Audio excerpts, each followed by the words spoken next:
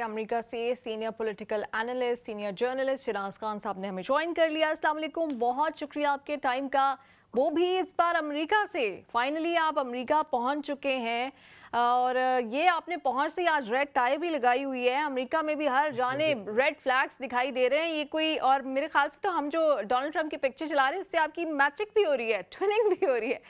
तो ये आपने डोनाल्ड ट्रंप की फतह के बाद पहनी है या ये कोई हसीन इत्तेफाक है? बिस्मिल्लाहिर्रहमानिर्रहीम, अस्सलाम वालेकुम। वैसे मैं आज आपको पकड़ने वाला था, अगर आप मेरी टाई का जिक्र ना करती तो मैं कहता जी आपने सही नहीं जज किया। यही बात है, उसने इत्तेफाक है। और बल्कि मेरे दोस्त लकी साहब जो आपके प्रोग्राम पे कल थे, उन्होंने जब देखी तो मैंने कहा इस खुशी में मैंने भी रेड टाई पहन लिया है, क्योंकि इधर रेड ज्यादा है। आज 294 पर है, आप देखें डोनाल्ड ट्रंप को 223 पर कर रहा है। मुकाबला बड़ा सख्त था और अवामी राय का एहतराम करना पड़ता है, एस्टेब्लिशमेंट और फिर यहाँ की आपको पता है जो बाइडन इंतजामिया जो थी, उन्होंने सारे अरबे इस्तेमाल किए और अमेरिका की के डोनाल्ड ट्रंप को इस इलेक्शन मुहिम से बाहर रखा जाए, कस से प्रचार किया जाए और क्रिमिनल चार्जेस की सारी चीजें। लेकिन अमेरिका में जब डोनाल्ड ट्रंप पहली बार रिपब्लिकन के उम्मीदवार बन रहे थे 2016 में, तो उस वक्त भी ये कहा जा रहा था, उस वक्त ओबामा थे, उन्होंने कहा था it's very serious job, very serious person. लेकिन इसके बावजूद जो है वो डोनाल्ड ट्रंप उम्मीदवार बने थे और फिर वो जीत भी गए। तो फिर कहा यह जा रहा है कि पिछला जो इलेक्शन था 4 साल पहले जिसमें जो बाइडन जीते थे, वो कहीं चुरा लिया गया था और उसके बाद बड़े जबरदस्त हंगामे भी हुए थे। तो सम हो आप देखें कि ये बड़ी जैसे कि आपने अपनी रिपोर्ट में बड़ी इम्प्रेसिव रिपोर्ट आप तैयार की है, बड़ी कन्वेंशनल जो है वो एक विक्ट्री है इनकी। और खास करके जब नीलम मैं यूके से मेरे बेटे ने मुझे ड्रॉप किया हीथ्रो से, जब मैं आ रहा था यहाँ, तो मेरा बेटा जो है वो मुझे कह रहा था कि आप ना जाएं, चूंकि हो सकता है डोनाल्ड ट्रंप इलेक्शन हार जाए और वहां पर हंगामे शुरू हो। और ये डर भी था वैसे एस्टेब्लिशमेंट को और यहाँ की गवर्नमेंट को या यहाँ के लोगों को कि अगर नारा खास्ता प्रिडिक्ट ये किया जा रहा है कि डोनाल्ड ट्रंप के लिए बड़ा इजी होगा। लेकिन इसके बावजूद जो है वो यहाँ के लोग भी बड़े वरीड थे कि शायद जब मैं जहाज में आ रहा था तो बहुत बातें कर रहे थे। कल फिर मैंने सिक्योरिटी देखी न्यूयॉर्क में, यहाँ पर एयरपोर्ट से बाहर आते हुए या ट्रैवल करते, वो भी बड़ी अनयूजुअल किस्म। तो मैं चूंकि पहले भी यहाँ आया हूँ तो इस तरह के हालात नहीं थे। दूसरी बात ये कि फ्लाइट भी बड़ी लेट थी और उसके बाद ये जो हमारा नॉन यूएसए के सिटीजन होते हैं, ये भी मैं अपने लोगों के लिए मालूमात दे देता हूँ कि आप ये ना समझें कि आपको वीज़ा नहीं चाहिए होता है। लेकिन वीज़ा बिल्कुल नहीं चाहिए होता है, लेकिन आपको जो इलेक्ट्रॉनिक ट्रैवल सिस्टम है, उसको एस्टा कहते हैं, तो उस प्रोसेस में आपको जाना पड़ता है। उसको 72 आवर्स का, इसकी वेबसाइट भी डाउन थी। तो उसमें भी काफ़ी डिले हुआ बहुत सारे लोगों को, यहाँ पे टैक्स भी बहुत ज़्यादा होते हैं। तो एक्स्ट्रा सिक्योरिटी के बावजूद जो है बरा लेने में हमने कल यहाँ के रिजल्ट्स देखे और लोगों ने रात को जब रिजल्ट आने लगे तो अ, लोग यही समझते थे शायद कि कमला हैरिस जो है वो जीत जाए और डोनाल्ड ट्रंप ना जीते। लेकिन इसमें 2-3 वजूहात बहुत हैं, मैं आपको बता दूं, फिर उसके बाद आपके सवाल दूंगा। एक तो ये कि जो स्विंग स्टेट्स थी, डोनाल्ड ट्रंप ने उन स्विंग स्टेट में जो देहात है यहाँ के, शहरी इलाकों में तो सूरत डिफरेंट, लेकिन देहातों में जाकर वहाँ किसानों से, आम लोगों से, जो पसमानदा इलाके हैं उनसे मुलाकातें की, एड्रेस किया और लोगों को कन्विंस किया कि अगर वो नेक्स्ट सदर बन जाते हैं तो अमेरिका के लिए वो क्या क्या तब्दीलियां लाएंगे। उन्होंने प्रॉमिस किया कि कर्जे माफ कर देंगे, किसानों को एक सिटी दूंगा, रोडें बनाऊंगा। बहुत सारे ये नहीं वादे उन्होंने किए, पता नहीं करेंगे या नहीं करेंगे। दूसरी एक और बात जो बड़ा फैक्टर था वो ये था कि डोनाल्ड ट्रंप ने हर जो आप अगर बात करें इंडियन अमेरिकन को भी अट्रैक्ट किया, उन्होंने पाकिस्तानियों को भी जो अमेरिकन थे अट्रैक्ट करने की कोशिश की, उन्होंने अरबों को भी अट्रैक्ट करने की कोशिश की कि अरब लोगों को चाहिए कि अरब अमेरिकन जो है उन्हें वो मुझे वोट दें, अगर मैं जीता तो जंग खत्म करूंगा, और अगर आपने यानी जो बाइडन की जो कमला हैरिस की जो जमात है डेमोक्रेट्स, उनको अगर आपने वोट दिया तो वो मजीद जो है वो जंग बीजेपी इसमें जारी रखेंगे, और मेरा वोट जो है वो जंग वाला है नहीं है, मैं जंग को खत्म करने के लिए आया हूँ। तो ये उन्होंने अट्रैक्ट किया हर तरह का। दूसरी बात ये कि पैसा बहुत खर्च हुआ है, ज़ाहिर है। आप अगर ट्विटर की बात करें या एलन मस्क की बात करें, वो भी इनकी कैंपेन चलाते हुए नजर आते हैं, और फिर पाकिस्तान के हवाले से भी उन्होंने अपने एक इलेक्शन मुहिम के दौरान ये कहा कि इमरान खान मेरा दोस्त है, कि मैं इक़्तिदार में आ गया उसे न्याय दिलवाऊंगा, जिस तरह मेरे खिलाफ केस बनाएंगे इस तरह इमरान खान के खिलाफ भी केस बनाएंगे। यही तो वजह है हर कि तरह शिराज खान साहब, जैसे ही उनकी जीत का ऐलान हुआ है तो पाकिस्तान में तो जो पीटीआई का सपोर्टर है उसे ऐसा लग रहा था कि अडियाला जेल की चाबी ही इमरान खान के सेल की डोनाल्ड ट्रंप के पास है, और जैसे ही वो बने हैं तो उन्हें वो बाहर शायद पहुंचने वाले थे अडियाला जेल के, कि शायद दरवाजे खोल दिए गए होंगे अडियाला जेल के। नहीं, वो मेरे ख्याल में एक तो ये कि फिलहाल वहाँ भी कुछ बदली हुई है। बदली ये हुई है कि हम तो जो अपनी ख़्वाहिशात के मुताबिक तजज़िये करते हैं, लेकिन मुशाहिद हुसैन सैयद की बात करें, सेनेटर हैं, या दुरानी साहब की बात करें, वो भी एस्टेब्लिशमेंट के लोग समझे जाते हैं। ये 12 कह चुके हैं कि पहले इसके कि डोनाल्ड ट्रंप इक़्तिदार में आए और फिर आपको फ़ोन आए और फिर आप इमरान खान को छोड़ दें।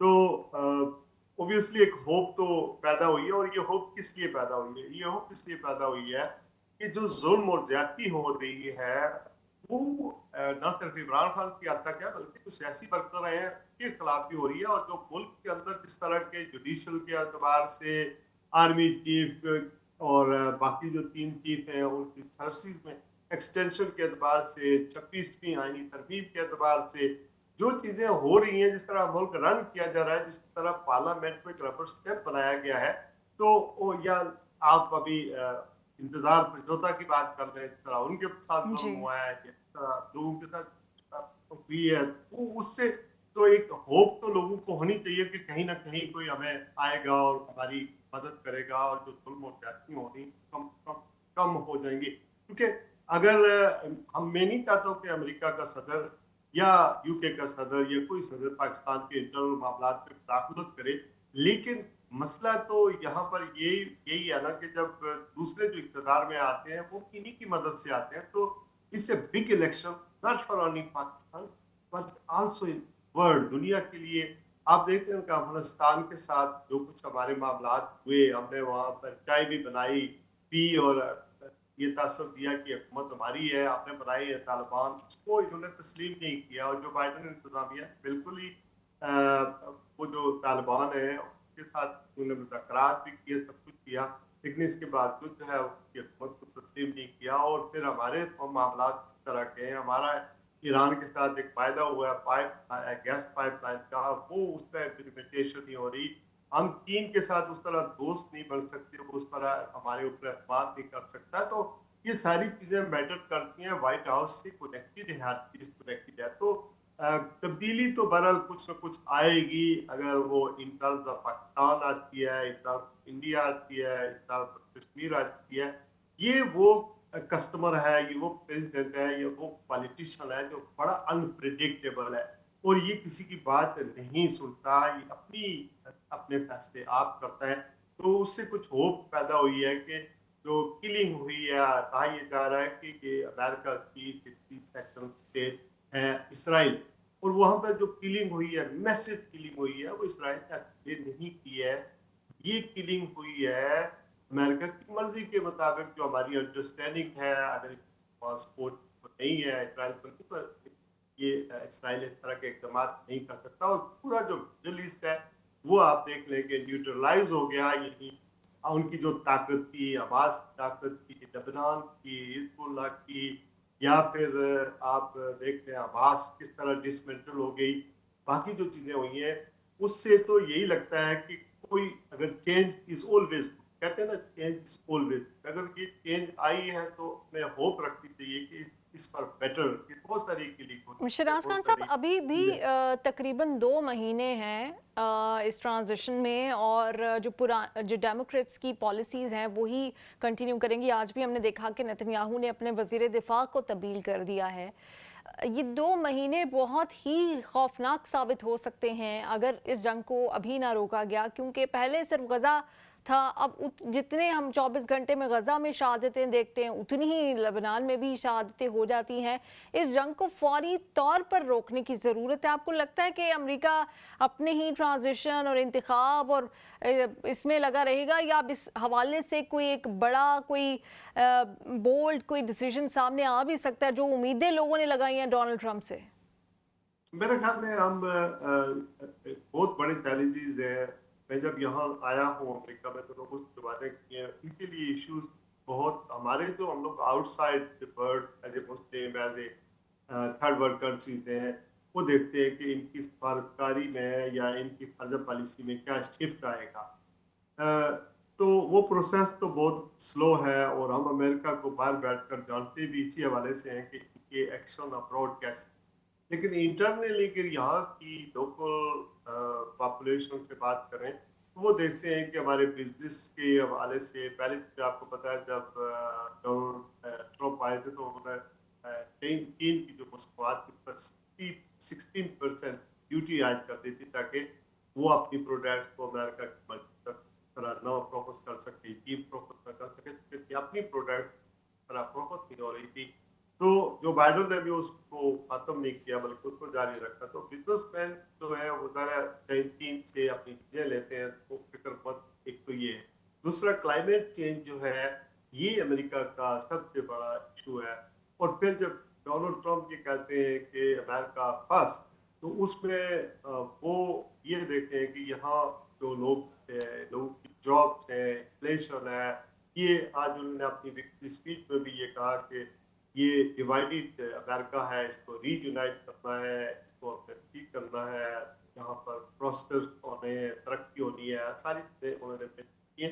तो लोगों के लिए तो ये अहम मसला है कि मेरी गैस की का बिल कितने का आएगा, पेट्रोल की कीमत में क्या अदा करूँगा, मुझे टैक्स पे छूट मिलेगी, मुझे महंगाई, and businessman looks is all impressed, but in सब चीजों से अभाव अगर होकर सोचे, तो अमेरिका एक्चुअली जो फॉरेन पॉलिसी है उसमें वो ये देखता है कि what is the best interest of in America's own interest, वो क्या है, यानी वो उसको सामने रखकर आगे चलते हैं। तो ये 2 महीने या 3 महीने जो है वो तो ज़्यादा लगेंगे, लेकिन मेरे ख्याल में जो तब्दीली का अमल है वो शुरू हो चुका है। होता है जब ये जो आउट गोइंग है, ये अब ये केयर टेकर है, ये फैसले वो नहीं कर सकते। जो फैसले वही हो कि जो सदर में इलेक्शन में जीतने से पहले डोनाल्ड ट्रंप इलेक्ट प्रेसिडेंट ने ऐलान कर दिया, उसी तरफ चली जाएंगी, और ये आहिस्ता आहिस्ता मामला उस तरफ जाएंगे। तो मेरे ख्याल में एक पोज और एक फियर जो है वो जरूर आएगा, और उसमें तब्दीली हम देख सकते हैं। आई जी। होप कि ये अच्छा हो हम लोगों के लिए। वैसे मैं आपको बताऊं कि अगर आप पाकिस्तान के हवाले से अगर देखें, तो इमरान खान साहब को बड़ा प्रोटोकॉल मिला था व्हाइट हाउस, और डोनाल्ड ट्रंप से उनकी मुलाकात भी हुई थी। उसके बाद जब भी प्राइम मिनिस्टर आए, उन्होंने कुछ की, नवाज शरीफ साहब ने बहुत कोशिश की। अभी 24 सितंबर में यह इजलास हुआ था यूनाइटेड नेशन में, उन्होंने बहुत कोशिश की हमें मुलाकात का कोई बहाना मिल जाए, कुछ तरीकाकार मिल जाए, नहीं हो सकता था। और अभी ये भी कहा जा रहा है, मैं यहाँ जब अमेरिका में आया हूँ, कि उन्हें नवाज शरीफ यहाँ पर आए थे और उन्हें लगता था कि हो सकता है कि डोनाल्ड ट्रंप इलेक्शन जाए, तो उनकी कोशिश की है कोई रास्ता और राह बढ़ाई जाए, कोई रास्ता किया जाए, तो उनका कोई सच्चा रास्ता नहीं हुआ। अलबत्ता ये भी सुनने में आया है कि उन्होंने यहाँ पर कोई फर्म हायर की है, ताकि वो लॉबिंग करे कि हमारा जो मामला है पाकिस्तान का या जुदा हुकूमत का या जो जी। मिलिट्री एस्टेब्लिशमेंट है, उनके साथ हमारा राब्ता जो है वो बेहतर हो या मेरे नून लीग ख्याल का से कोई अब कुछ हो। अमेरिका में तो ये लॉबिंग सबसे ज़्यादा अच्छा बिजनेस चल रहा है, क्योंकि इससे पहले जो इजरायली लॉबी है वो उसकी भी वो भी इंतखाब पे इन्फ्लुएंस करती है। फिर इमरान खान साहब ने भी एक फर्म है, उनके बारे में भी खबरें आई थी। अब नवाज शरीफ साहब ने भी यहाँ पे लॉबिंग करने के लिए इकदाम उठा लिया है। ये दोनों मिलके नहीं कर सकते, दोनों एक वक्त में वज़ीर आज़म रहे कि पाकिस्तान की फेवर में भी कोई लॉबिंग कर ली जाए अमेरिका में बैठ के, उसके लिए कभी किसी ने नहीं सोचा, लेकिन अपनी अपनी ज़ाती तशहीर या लीडरशिप के लिए ज़रूर चल रही। खैर वो तो पाकिस्तान पे तो हम अक्सर बात करते ही रहते हैं। यहाँ पर भी इंतखाब के बाद लाल लाल सब है और बरतानिया में भी लाल लाल ही सब कुछ था इंतखाब के बाद, लेकिन ये रंग तो मिल रहे हैं, लेकिन क्या सोच और नज़रियात भी मिल पाएंगे लेबर और रिपब्लिकन्स के? क्योंकि कैंपेन के दौरान तो आपको याद ही है इल्ज़ाम भी लगा दिया गया था, फिर जिसके ऊपर बाकायदा डिनाई करना पड़ा था लेबर गवर्नमेंट को कि हम ऐसे किसी एक्टिविटी में मुलविस नहीं हैं। तो अब सब कुछ स्मूथ हो जाएगा? मेरे ख्याल में इससे आगे की खबर सुने, जो खबर आपने दिया ना, लेबर पार्टी के जो हमारे फॉरेन सेक्रेटरी है डेविड लेमी, उन्होंने डोनाल्ड ट्रंप के साथ जो है वो यहाँ पर जब आए तो कि उन्होंने कोई ट्वीट भी किया था और जो मौक़िफ़ अख्तियार करते रहते के बारे में। अभी वो लेबर पार्टी के इंतख़ाबात नहीं हुए थे, इलेक्शन नहीं हुए थे, तो उन्होंने कोई शैडो फॉरेन सेक्रेटरी, उन्होंने कोई इस तरह की बात की थी डोनाल्ड ट्रंप के खिलाफ। तो यहाँ आकर भी उन्हें थोड़ी सी मज़ामत का सामना करना पड़ा। लेकिन मेरी जो मालूमात है, जो खबर है, वो ये कि लेबर पार्टी ने बाकायदा यहाँ पर यूके से लोग भेजे हैं, कोई 150-200, जो डोनाल्ड ट्रंप को इलेक्शन में सपोर्ट करते रहे। और सबसे पहले अगर किसी ने मुबारकबाद दिया तो वो हमारे प्राइम मिनिस्टर के स्टामर ने दिया। तो रिलेशनशिप बिटवीन रिपब्लिकन और लेबर पार्टी वो अच्छे हैं और एक अंडरस्टैंडिंग मौजूद है। तो आई डोंट सी कि कोई इनके दरमियान प्रॉब्लम होगा। ट्रेडिशनली हम जो यूके वाले हैं, वो सबसे पहले व्हाइट हाउस पॉलिसी को अडॉप्ट करता है और फिर यूरोप पूरा अडॉप्ट करता है, और यही जो व्हाइट हाउस डिक्टेशन देता है फॉरेन पॉलिसी क्या उसी को ही तो करते हैं। तो दूसरा अहम नुकता ये है कि आई होप कि यूक्रेन की वॉर जो है वो किसी लॉजिकल कंक्लूजन जाए और वॉर खत्म हो चुकी है, बहुत ज़्यादा लंबी होगी, जिससे हम के सफर करते हैं terms of buying the expensive oil and gas. बहुत शुक्रिया शिराज खान साहब, आपने हमें ज्वाइन किया।